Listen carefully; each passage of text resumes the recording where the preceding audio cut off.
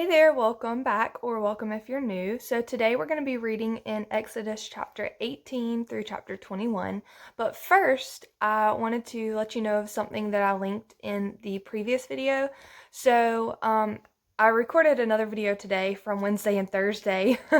The video just didn't work out, and so I had to re-record it, hence the reason I'm wearing the same sweatshirt and the hair and everything like that. So I had to re-record it today, but I put a link in the description box of that video with an article on what it really means to be still. And so that was in the previous reading and several other places throughout scripture that we'll get to later. But I wanted to let you know that I did put that in the description box of the previous video, and I'll link it below here as well. I think that some of you may enjoy it. So anyway, all that to say, we'll go ahead and get started now with Exodus chapter 18 through verse 21. Moses' father-in-law Jethro, the priest of Midian, heard about everything that God had done for Moses and his people Israel, and how the Lord had brought Israel out of Egypt. Now Jethro, Moses' father-in-law, had taken in Zipporah, Moses' wife, after he had sent her back, along with her 2 sons, one of whom was named Gershom, because Moses had said, I have been a foreigner in a foreign land, and the other Eleazar, because he had said, the God of my father was my helper and delivered me from Pharaoh's sword. Moses' father-in-law Jethro, along with Moses' wife and sons, came to him in the wilderness, where he was camped at the mountain of God. He sent word to Moses, I, your father-in-law Jethro, am coming to you with your wife and your 2 sons. So Moses went out to meet his father-in-law, bowed down, and then kissed him. They asked each other how they had been, and went into the tent. Moses recounted to his father-in-law all that the Lord had done to Pharaoh and the Egyptians for Israel's sake, all the hardships that confronted them on the way, and how the Lord delivered them. Jethro rejoiced over all the good things the Lord had done for Israel when he rescued them from the power of the Egyptians. Praise the Lord, Jethro exclaimed, who rescued you from Pharaoh and the power of the Egyptians, and snatched the people from the power of the Egyptians. Now I know that Yahweh is greater than all gods, because he did wonders when the Egyptians acted arrogantly against Israel. Then Jethro, Moses' father-in-law, brought a burnt offering and sacrifices to God, and Aaron came with all the elders of Israel to eat a meal with Moses' father-in-law in God's presence. The next day, Moses sat down to judge the people, and they stood around Moses from morning until evening. When Moses' father-in-law saw everything he was doing for them, he asked, What is this thing you are doing for the people? Why are you alone sitting as judge while all the people stand around you from morning until evening? Moses replied to his father-in-law, Because the people come to me to inquire of God. Whenever they have a dispute, it comes to me, and I make a decision between one man and another. I teach them God's statutes and laws. What you're doing is not good, Moses' father-in-law said to him. You will certainly wear out both yourself and these people who are with you, because the task is too heavy for you. You cannot do it alone. Now listen to me. I will give you some advice, and God be with you. You be the one to represent the people before God and bring their cases to him. Instruct them about the statutes and laws, and teach them the way to live and what they must do. But you should select from all the people able men, God-fearing, trustworthy, and hating bribes. Place them over the people and as commanders of thousands, hundreds, fifties, and tens. They should judge the people at all times. Then they can bring you every important case, but judge every minor case themselves. In this way, you will lighten your load, and they will bear it with you. If you do this, and God so directs you, you will be able to endure, and also all these people will be able to go home satisfied. Moses listened to his father-in-law and did everything he said. So Moses chose able men from all Israel and made them leaders over the people as commanders of thousands, hundreds, fifties, and tens. They judged the people at all times. They would bring the hard cases to Moses, but would judge every minor case themselves. Then Moses said goodbye to his father-in-law, and he journeyed to his own land. In the 3rd month, on the same day of the month, that the Israelites had left the land of Egypt, they entered the wilderness of Sinai. After they departed from Rephidim, they entered the wilderness of Sinai and camped in the wilderness, and Israel camped there in front of the mountain. Moses went up the mountain to God, and the Lord called him from the mountain. "This is what you must say to the house of Jacob and explain to the Israelites. You have seen what I did to the Egyptians, and now I carried you on eagle's wings and brought you to me. Now, if you will listen to me and carefully keep my covenant, you will be my own possession out of all the peoples, although all the earth is mine, and you will be my kingdom of priests and my holy nation." These are the words that you are to say to the Israelites. After Moses came back, he summoned the elders of the people and set before them all the words that the Lord had commanded him. Then all the people responded together, "We will do all that the Lord has spoken." So Moses brought the people's words back to the Lord. The Lord said to Moses, "I am going to come to you in a dense cloud, so that the people will hear when I speak with you and will always believe you." Then Moses reported the people's words to the Lord, and the Lord told Moses, "Go to the people and consecrate them today and tomorrow. They must wash their clothes and be prepared by the third day, for on the third day the Lord will come down on Mount Sinai in the sight of all the people. Put boundaries for the people all around the mountain and say, 'Be careful that you don't go up on the mountain or touch its base. Anyone who touches the mountain will be put to death. No hand may touch him. Instead, he will be stoned or shot with arrows. No animal or man will live. When the ram's horn sounds a long blast, they may go up the mountain.'" Then Moses came down from the mountain to the peoples and consecrated them, and they washed their clothes. He said to the people, "Be prepared by the third day. Do not have sexual relations with women." On the third day, when morning came, there was thunder and lightning, a thick cloud on the mountain, and a loud trumpet sound, so that all the people in the camp shuddered. Then Moses brought the people out of the camp to meet God, and they stood at the foot of the mountain. Mount Sinai was completely enveloped in smoke, because the Lord came down on it in fire. Its smoke went up like the smoke of a furnace, and the whole mountain shook violently. As the sound of the trumpet grew louder and louder, Moses spoke, and God answered him in the thunder. The Lord came down on Mount Sinai at the top of the mountain. Then the Lord summoned Moses to the top of the mountain, and he went up. The Lord directed Moses, "Go down and warn the people not to break through to see the Lord. Otherwise, many of them will die. Even the priests who come near the Lord must purify themselves, or the Lord will break out in anger against them." But Moses responded to the Lord, "The people cannot come up Mount Sinai, since you warned us. Put a boundary around the mountain and consider it holy." And the Lord replied to him, "Go down and come back with Aaron.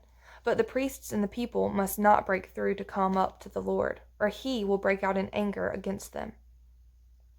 So Moses went down to the people and told them. Then God spoke these words, "I am Yahweh your God, who brought you out of the land of Egypt, out of the place of slavery. Do not have other gods besides me. Do not make an idol for yourself, whether in the shape of anything in the heavens above, or on the earth below, or in the waters under the earth. You must not bow down to them or worship them. For I, Yahweh your God, am a jealous God, punishing the children for their fathers' sins to the third and fourth generations of those who hate me, but showing faithful love to 1,000 generations of those who love me and keep my commandments. Do not misuse the name of Yahweh your God, because he will not leave anyone unpunished who misuses his name. Remember the Sabbath day to keep it holy. You are to labor 6 days and do all your work, but the 7th day is a Sabbath to Yahweh your God. You must not do any work, you, your son or daughter, your male or female slave, your livestock, or the foreigner who is within your gates. For Yahweh made the heavens and the earth, the sea, and everything in them in 6 days. Then he rested on the 7th day. Therefore Yahweh blessed the Sabbath and declared it holy. Honor your father and your mother, so that you may have a long life in the land that Yahweh your God is giving you. Do not murder. Do not commit adultery. Do not steal. Do not give false testimony against your neighbor. Do not covet your neighbor's house. Do not covet your neighbor's wife. his male or female slave, his ox or donkey, or anything that belongs to your neighbor." All the people witnessed the thunder and lightning, the sound of the trumpet, and the mountain surrounded by smoke. When the people saw it, they trembled and stood at a distance. "You speak to us, and we will listen," they said to Moses, "but don't let God speak to us, or we will die." Moses responded to the people, "Don't be afraid, for God has come to test you so that you will fear him and will not sin." And the people remained standing at a distance as Moses approached the thick darkness where God was. Then the Lord told Moses, "This is what you are to say to the Israelites. You have seen that I have spoken to you from heaven. You must not make gods of silver to rival me. You must not make gods of gold for yourselves.